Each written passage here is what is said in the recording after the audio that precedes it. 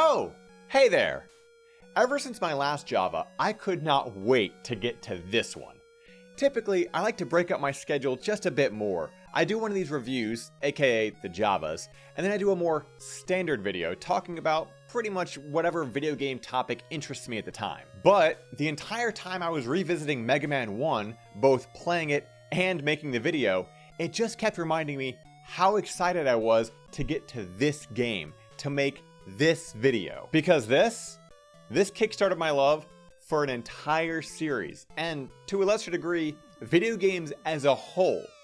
Sure, it's a sequel, but to me, it was just the beginning. That's right, this is just another video about Mega Man 2.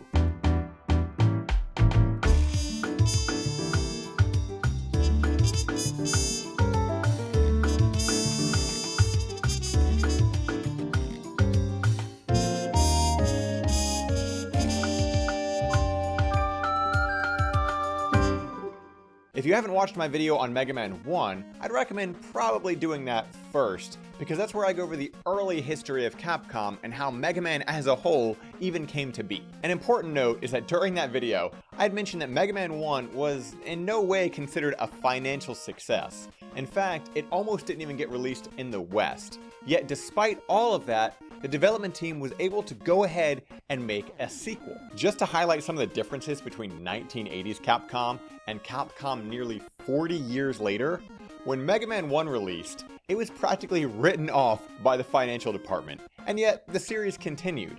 Meanwhile, in 2018, when Mega Man 11 released, it would go on to become the highest selling Mega Man game of all time, and yet we've never heard a peep from Capcom about another Mega Man game ever again. It was definitely a different time. As we explore some of the history of Mega Man 2, you'll come to understand what I mean by that. You see, while Mega Man 2 did eventually get greenlit by Capcom, that didn't mean Capcom as a company was unanimously on board. The producer of Mega Man, Tokuro Fujiwara, was actually against making a sequel, which is kind of funny considering the fact that he went on to make 15 more Mega Man games. While the director, Akira Kitamura, was the one pushing to get one made. While Capcom agreed, they did so only on the condition that members of the development team work on other projects at the same time, essentially developing Mega Man 2 in their free time and putting in 20-hour workdays. I will always be against crunch when it comes to developing video games, but in the 1980s, and especially in Japan,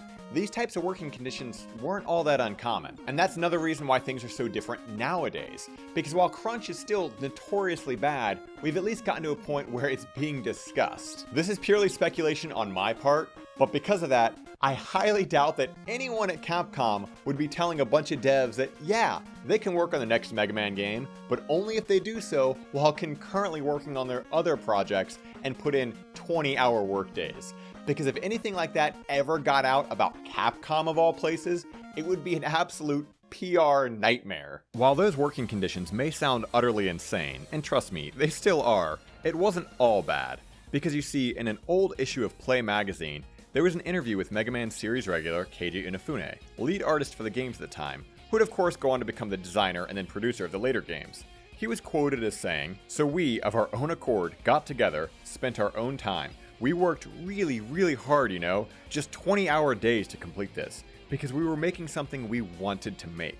Probably in all my years of actually being in a video game company, that was the best time of my working at Capcom, because we were actually working toward a goal. We were laying it all on the line. We were doing what we wanted to do, and it really showed in the game, because it's a game, once again, that we put all our time and effort and love, so to speak, into designing it. To some people, I'm sure this sounds pretty crazy, but if you've ever been truly passionate about making something, it is very easy to completely lose track of time while doing so. Those are the best kinds of projects, and it's typically how you end up with the best things. If you watched my Game Devs vs. Game Fans video, I said something very similar, essentially amounting to game developers that get to make the games they want to make the best games. Anyone can make things, but when you're told exactly what to make, it removes the creativity, because you're following somebody else's vision, not yours. Just like the previous game, Keiji Inafune took the lead on art, but had some assistance when it came to the boss designs. This time, in what might be one of the wildest game dev concepts, and again, something I don't really ever imagining happening anymore, the game devs reached out to the public allowing them to submit their own designs for bosses. They then took these designs, made some adjustments, drawing them in Inafune's signature style, which gave us our new Robot Masters for this game. As a kid, I would have loved to have been able to submit a design for a Robot Master. To think that there are just normal, everyday people out there who have their name in the credits of one of the most famous games of all time and might not even realize it. How many of those contest winners ended up in the games industry, if any? How many of them kept up with video games as a hobby? It's just crazy to think the designer of, say, Metal Man could just be some guy who has zero interest in video games anymore, and yet designed what is probably considered one of the most famous Robot Masters from one of the most famous video games of all time. Nowadays, there's only really two versions of this. Either on Kickstarter, where you give a developer $2,000 to support them and you also get to design a boss, or there's some sort of weird corporate social media design contest where a company takes your work, uses it, doesn't credit you, and makes all the money from it. I mean, the argument could be made that that's basically what Capcom did all those decades ago with these games, but I like to believe that that's not the case and that they weren't just leeching the creativity from their fans, but that they genuinely wanted them to be involved.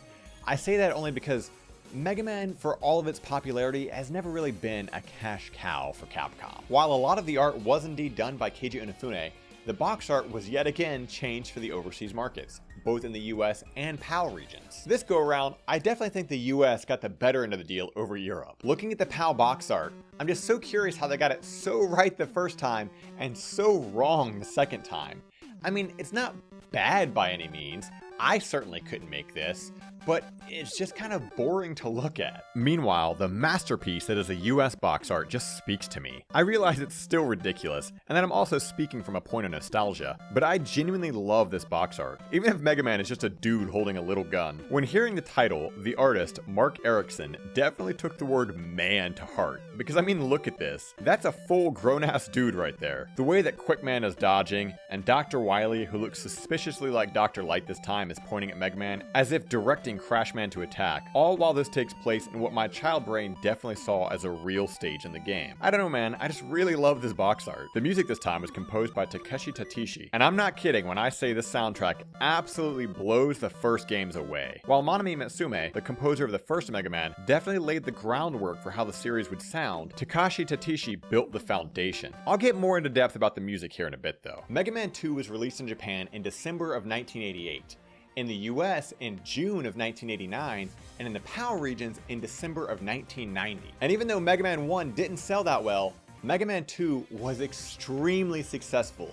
In fact, up until 2022, it was the most sold Mega Man game of all time. Honestly, I know I don't need to go over how well it was received and all that, because this is Mega Man 2 we're talking about. I am far from the first person to ever talk about this game. Mega Man 2 quite literally fits the Java moniker of just another video about. This is one of the most famous video games of all time. So how did I get into it? Well, like I said in my Mega Man 1 video, Mega Man 2 is what got me into the series. It's the game that I have some of the earliest, most accessible memories for, up there with the original 3 Mario games, Castlevania, both Zeldas, The Guardian Legend. It's one of the games that I played the most as a kid, even though we never officially owned it. And by that, I mean we never bought it. My copy of Mega Man 2 actually came from my much older cousin's best friend, who we used to borrow NES games from all the time, and then they just end up staying in our collection forever. So, Steve, if you ever see this, I still have Joe's copy of Mega Man 2. Sorry. Anyway, I would play this game countless times as a kid.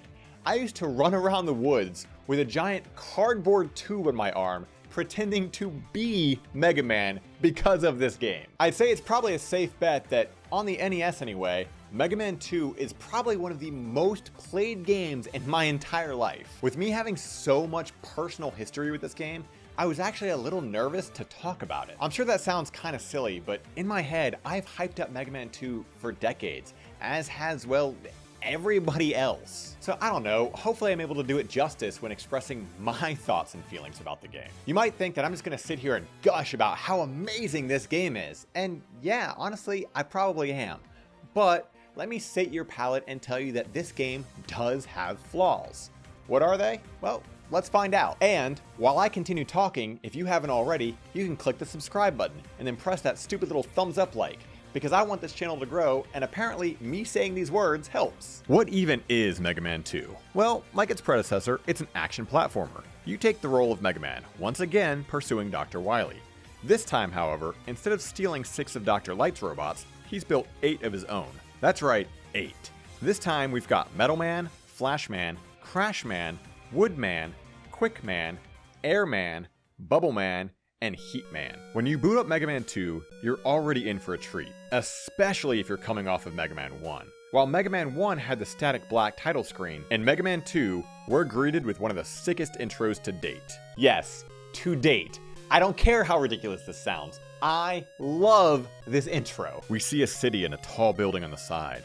A familiar song plays. The credits theme from Mega Man 1.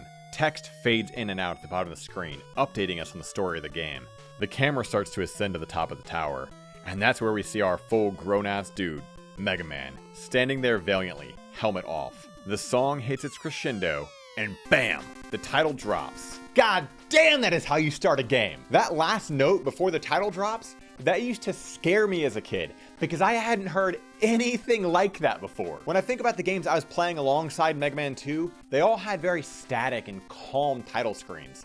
Castlevania and Mario are just static images. The Legend of Zelda had that waterfall, but the atmosphere was completely different. But Mega Man 2 was like a surge of adrenaline, literally shocking me awake before I played it. If you were playing in Japanese, you just start the game. But if you're playing in the US or PAL version, you'd have the option of choosing a difficulty. This was a feature we wouldn't see return until Mega Man 10, mind you. Here, though, it was an option because, for whatever reason, they deemed the original build of the game too hard for overseas audiences. So that became difficult mode, and a new, easier, normal mode was made. The only real difference being that you do double damage. This is especially noticeable with these two enemies. On difficult mode, they react to being shot with the Mega Buster, whereas in normal, they're simply destroyed with one shot. When it came to Mega Man 1, I praised it for its many innovations, and while 2, at its core, is very similar to 1, it's not without its own innovations. The first of which is this screen right here. From Mega Man 2 all the way up to 7, you can now save your progress with passwords. After you finish a stage, you'll be given a password. That way, if you turn off the game, when you return, you have the option of starting fresh, or entering the password you obtained and jumping right back in where you left off. Past this next screen, you get innovation number 2. Well, really, this could just be considered a modification or improvement, as opposed to a full-on innovation. But this stage select screen is how just about every single Mega Man game in the future is going to look. 8 Robot Masters laid out exactly like this. Something I really hope they don't mess up in the 7th and 8th entries. From here, you pick your first stage. Like Mega Man 1, the choice is entirely up to you. No longer does the character leap from the little box, since they're just portraits now,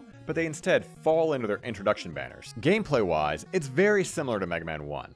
There are definitely some differences, but the core gameplay remains the same. You can run left or right, you can jump, and you can shoot your Mega Buster while doing any combination of the former.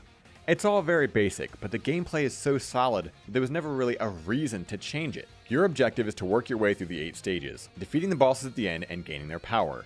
The rock, paper, scissors idea is still in place when it comes to boss weaknesses. But every boss can also be defeated with the standard Mega Buster as well. How you go about completing the stages is entirely up to you. Going back to Mega Man's controls, while they are the same, they're also a lot tighter than in Mega Man 1. You see, in that game, Mega Man was a lot more slippery. It's something that if you were starting off with Mega Man 1 as your first ever classic Mega Man game, it might not bother you that much, but going backwards, you would definitely notice a difference. And honestly, tightening up the controls for the sequel was a smart choice. Mega Man just feels better here. You get into more of a groove with him. Heat Man's stage, for instance, shows this perfectly.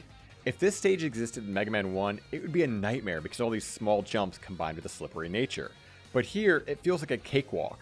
You can keep your momentum moving forward and never feel like you're losing control. While traversing some of the stages, you might encounter one of these. This here is an E-Tank and is the third innovation Mega Man 2 brings. You'll find E-Tanks scattered about in various locations. Some are easily accessible, while others require abilities from some of the other Robot Masters to obtain. You can hold up to 4 of these at a time. After acquiring one, you can press start to open the menu and select one to use. Doing so will refill Mega Man's health entirely, no matter how much health you had remaining. This is huge for those who might have struggled with certain bosses in Mega Man 1. Once you reach the end of the stage, you'll see a familiar gate, which if you played Mega Man 1, you'll remember leads to a long corridor before the boss. But here, it's just a single small room. a reprieve before you go to fight the Robot Master of the stage. I don't know if I'd call this an innovation so much as an improvement, but this is also how things would be with the rest of the Mega Man games going forward. Entering the final gate pits you against one of the 8 Robot Masters, and defeating them earns you their ability. Points are no longer a thing in Mega Man 2, but we do have yet another innovation. In Mega Man 1, by simply playing the game, you had no idea you were gaining boss abilities when you defeated them. You weren't told what the ability was, or that you even had it. In Mega Man 2 though, we're taken to this screen here, informing the player that you've acquired a new ability. It's a small touch, but these small improvements really did improve the series dramatically going forward. Occasionally, after beating specific Robot Masters and seeing what ability you acquired, you'll actually earn another ability, being either Item 1, Item 2, or Item 3. These are utility items that Mega Man can use to get around. Mega Man 1 had the Magnet Beam, which I realize, yes, I did not cover in that video. Whoops. But in this game, we've got the 3 items, and let me tell you, they are infinitely better. The Magnet Beam was a weird item. You shot a platform straight out of your Mega Buster, but depending on your height is where the Magnet Beam came out. So if you were jumping, you could often place the Magnet Beam too high to actually get on top of. It suffered greatly from sprite flickering, to the point where you couldn't even tell where it was at sometimes. And on top of that, there was no indication as to when it was going to just disappear and drop you over a pit. Items 1, 2, and 3 fix all of that. Now we've got a platform that bounces along the ground before finding a wall, where it moves vertically up while Mega Man stands on it. Platforms can be placed in midair that rise vertically, and a floating jet board of sorts that Mega Man can ride horizontally on over pits and the like. They all take weapon energy, but I really like these items. The level design in Mega Man 2 is fantastic. No 2 screens look the same, and the backgrounds make the stages pop that much more. No longer do they feel flat and unfinished. These stages have character. I love the spinning gears and pumping pistons in Metal Man stage. A lot of the stages, such as Quick Man, Heat Man, and Flash Man, all use a textured background of some sort. And then we have stages like Crash Man, and honestly, I can't for the life of me figure out what Crash Man stage is even supposed to be, but I still love it. All of the twisting and turning pipes laid out everywhere is just extremely memorable. Most of the stages have some sort of gimmick to them. Flash Man is the ice stage, so it's slippery almost everywhere. Metal Man is in a factory, so there are moving conveyor belts on the floor. Bubble Man takes place primarily underwater, and honestly, I don't hate it. Water stages in games are usually notoriously bad, but I've always loved how Mega Man controls underwater. You get these ridiculously high jumps, but they stop as soon as you let your finger off the button, so you still feel like you have full control of Mega Man. Crash Man stage is extremely vertical, complete with long ladders and these platforms that move around on a set track. Airman is of course up in the air, so a majority of the stage take place over a large death pit. Heat Man has lava, but also has the famous Mega Man appearing blocks. Yes, that is actually their official name, appearing blocks. Some people call them Yoku blocks, but that's actually just a fan name. Quick Man stage involves outrunning these insta-kill one-shot light beams, and Woodman is actually probably the most normal stage in the game. There's no real gimmick here, besides having these 3 large fire-breathing dog enemies that you need to defeat to move on. Later Mega Man games would adapt similar things, having large enemies block your path until they were defeated, so I guess we could say that started here. Every stage though is incredibly memorable, due to the layouts, the color choices, and of course, the music. Told you we'd get back to it. All of the Mega Man games preceding Mega Man 2 have their own unique sound, and yet, there's these similarities that you can't help but notice that make you think of Mega Man 1 and 2. That weird electronic buzz that I complained about in Fireman stage, it's used again in Quick Man stage, and yet this time, I actually don't mind it. There are parts to Concrete Man's theme from Mega Man 9, a game that came out 20 years after Mega Man 2, that sound extremely similar to the beginning of Woodman's theme, as well as the whole get equipped screen. The more you play all these classic Mega Man games and the more you listen to these sounds,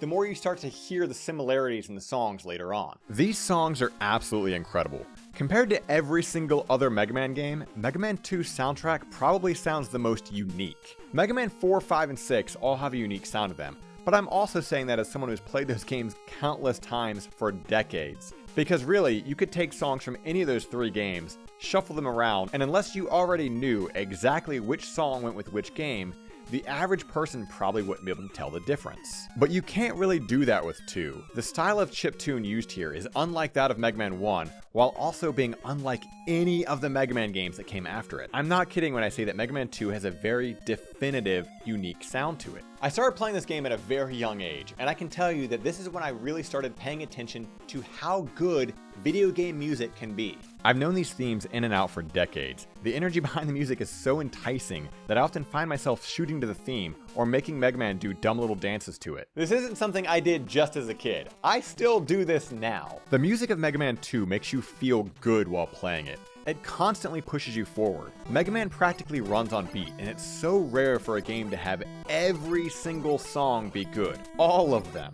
I do the little shoot on beat thing in every stage I'm in. I can't help it, it's just fun to do. I thought about sitting here and listing out each of my favorite songs until I realized that it would just be me listing every single song. So instead, I'll say just go listen to the Mega Man OST.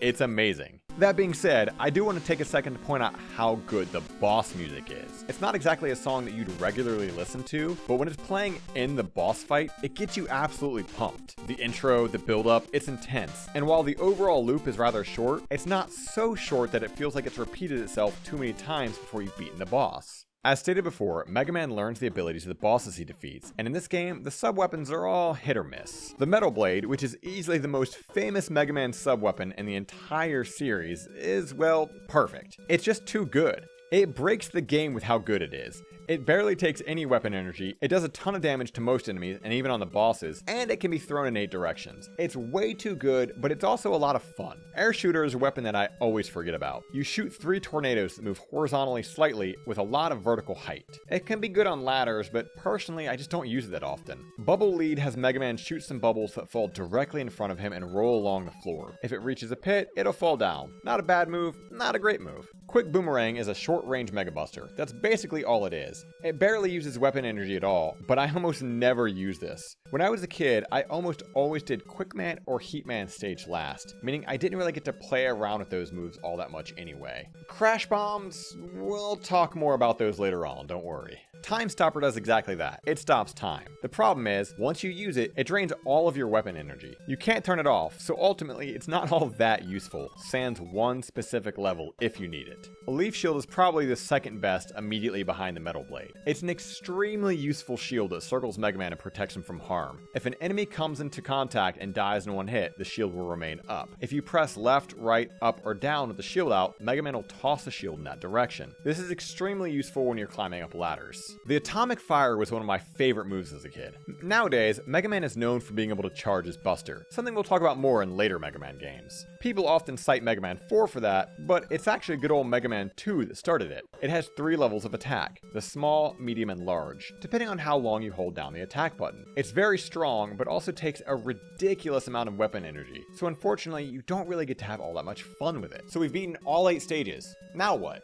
Well, just like in Mega Man 1, we have the Dr. Wily stages. Mega Man 2's next little innovation is this awesome map screen, showing the path Mega Man takes from stage to stage. Just like the previous game, the Wily stages are a gauntlet, going from one stage to the next. But now, you get this little theme and get to see the map between each stage. It's a minor thing, but it's great, and was used in practically every classic Mega Man game going forward. From this point on, when playing a Mega Man game, I always looked forward to seeing what the next Dr. Wily castle was going to look like. So now we're in the Dr. Wily stages. And yes, the Dr. Wily stage music is incredibly good. I'm not downplaying either. It's a really good song and incredibly memorable. This is jumping ahead quite a bit, but when Mega Man 9 came out, it actually reused a couple of songs from Mega Man 2, including the Dr. Wily map theme.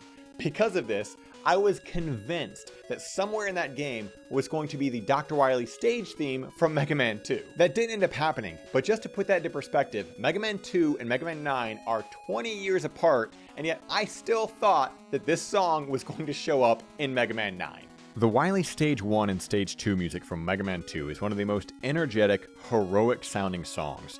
It's great to listen to, but it's even better in game, where it feels like it's really driving you forward.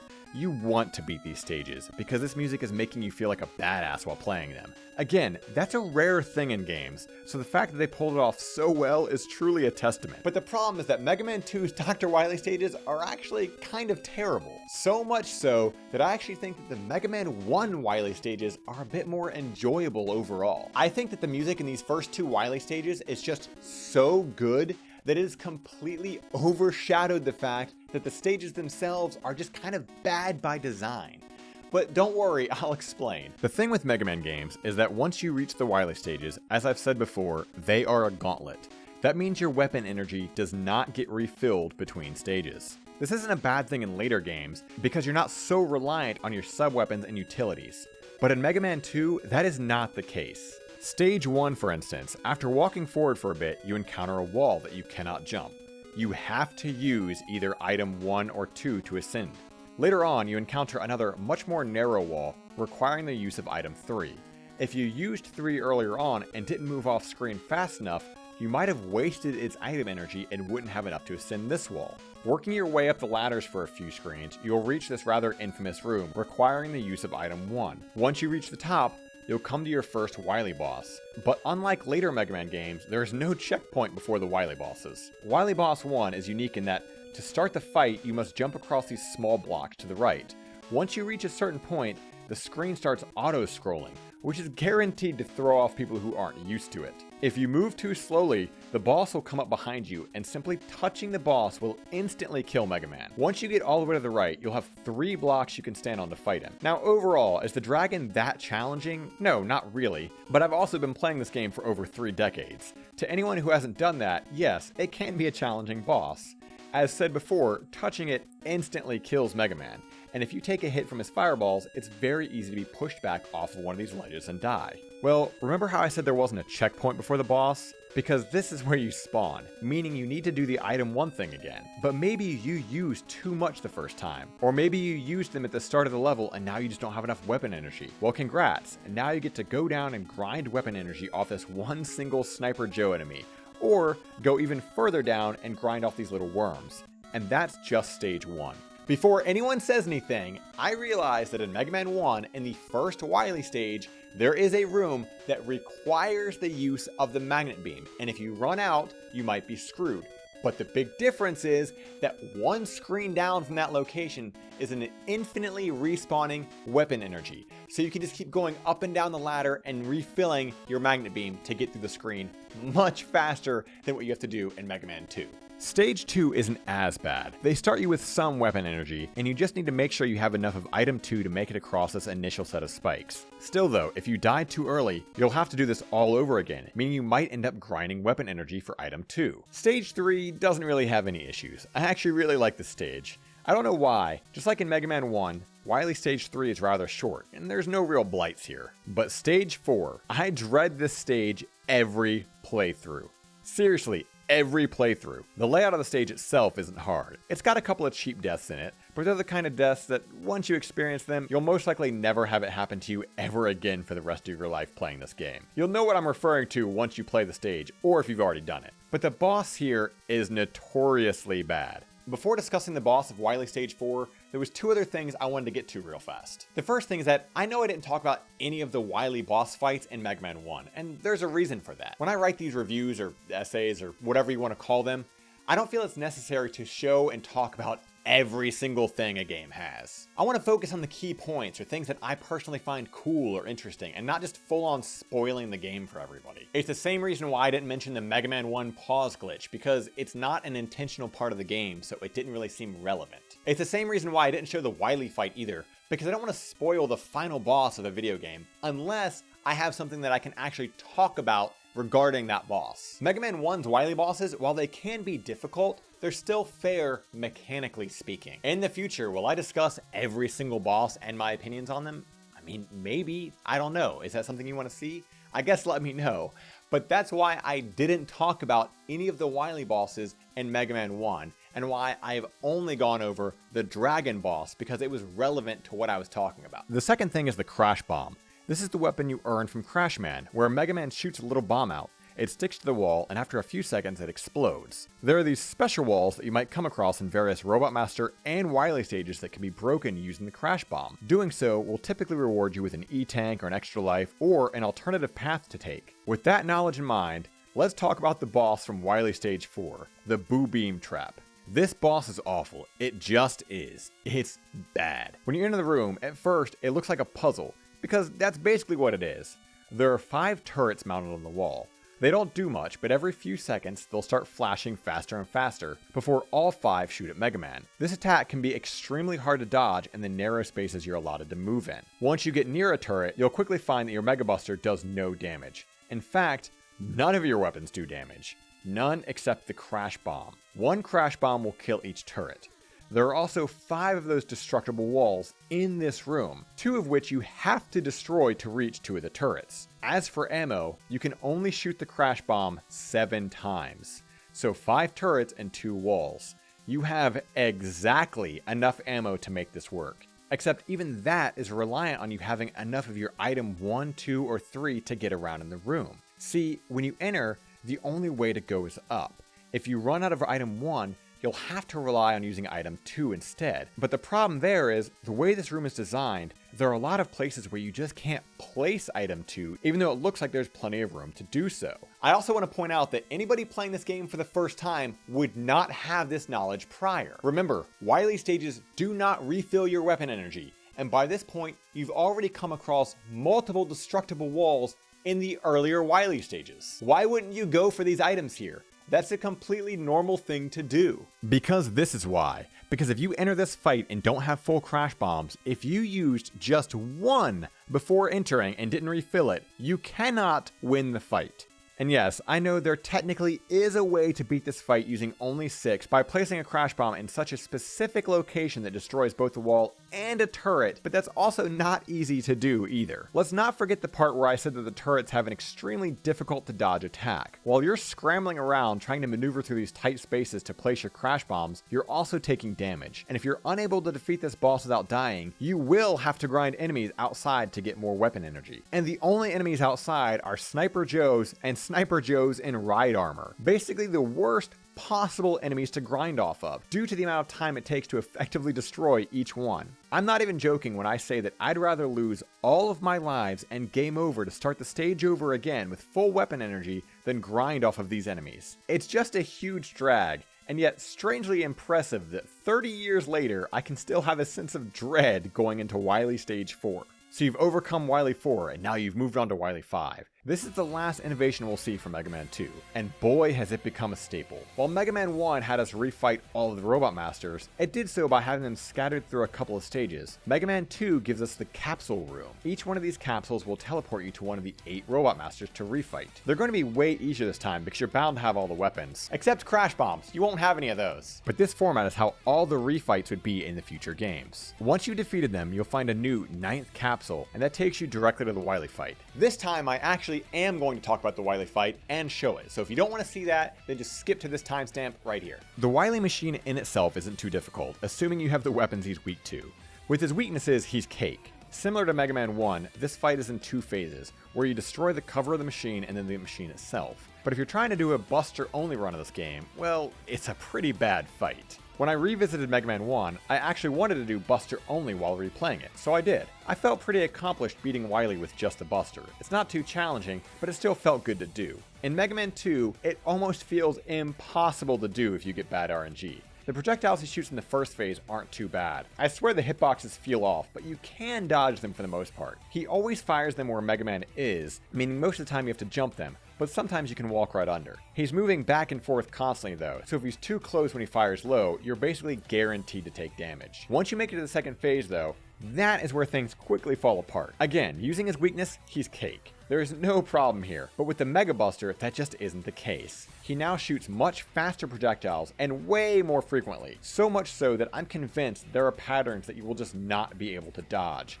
When there are 3 moving projectiles this close to one another, and the hitboxes are so large, I just don't see a way to dodge some of these attacks. But again, the fight when you use his actual weaknesses is fine. I just felt like it's worth pointing out, because even if you are using his weaknesses, he still has these weird patterns in Phase 2 where you're probably going to take damage anyway. When you beat him, the game doesn't end. Instead, he flies off and Mega Man enters this cave. It's no secret that I'm a huge Castlevania fan, and to me, this just felt like a Castlevania location. I was convinced that this was blood dripping from the ceiling. I know that it's not, but to my inner child, it always will be. It does a ton of damage to Mega Man, so I guess it's supposed to be some sort of corrosive acid or whatever. The stage itself is short, but I really love the atmosphere here. This was super unique to Mega Man 2, and we never really saw anything like this ever again. There's no music, just the sound of this mystery red liquid dripping from the ceiling and hitting the floor. Once you enter the boss door, you fight Wily.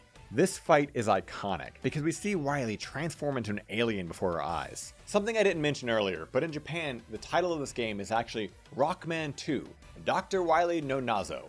So essentially either the mystery of Dr. Wily or the secret of Dr. Wily. The point is that in Japan, because of that subtitle, they actually had a little bit more context as to what the hell was going on here, whereas everybody overseas was just greeted with this with no explanation. This boss is actually rather easy, but only has a single weakness. In fact, he has a unique property that if you hit him with any weapon, your Mega Buster included, that is not his weakness, it will actually completely heal the boss, which I think is kind of nuts, because if you didn't have enough of his weakness to beat him, you ultimately just end up giving him full life with any other attack. I always thought this fight was so cool though. I mean, we spend the entire game fighting robots, and yet here's this weird organic creature that we're fighting. Except, well, ultimately, it's just a hologram that Dr. Wily is controlling. But still, it's extremely memorable. After defeating Dr. Wily, the game comes to a close, and we're treated with this extremely somber ending. Mega Man walking alone through the various seasons, ending with him disappearing and leaving his helmet on a hillside next to a small village. I've always wondered what this ending meant. Did the developers think that this was the end of the Mega Man franchise? So this was a goodbye to their beloved character? That's the only thing I can think of. But I really do love this final shot. Mega Man games are always known for showing these cool future techno cities, and yet here's Mega Man 2, ending with a small, vaguely European-looking village in a grassy field somewhere. Combined with the music, it just feels so bittersweet. I've been asked before by friends how I would rank the classic Mega Man games, but honestly, I've just never really been all that good at ranking things. How much I like something entirely depends on how I'm feeling when I'm thinking about it or playing it, so it's kind of hard for me to concretely categorize these games.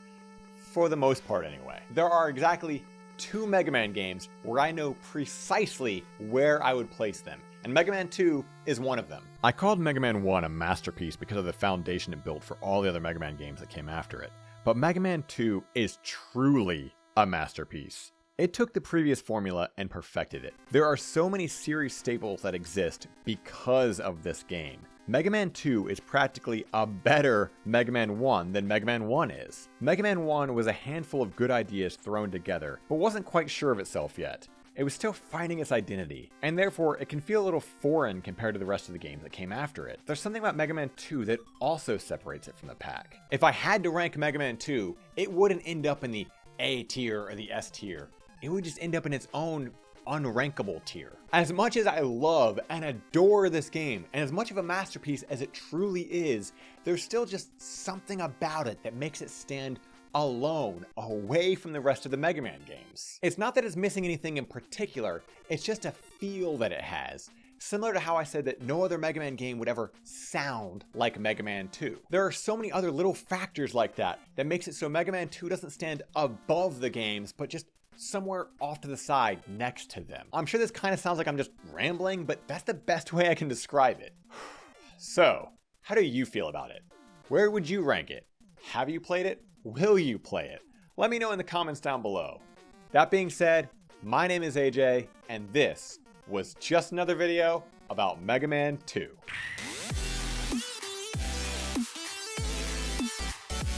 Hey, I just want to say thank you to the patrons that support me that are currently on screen, including Hope Chronicler and Kumiko. The fact that you guys support me at all really does mean a lot.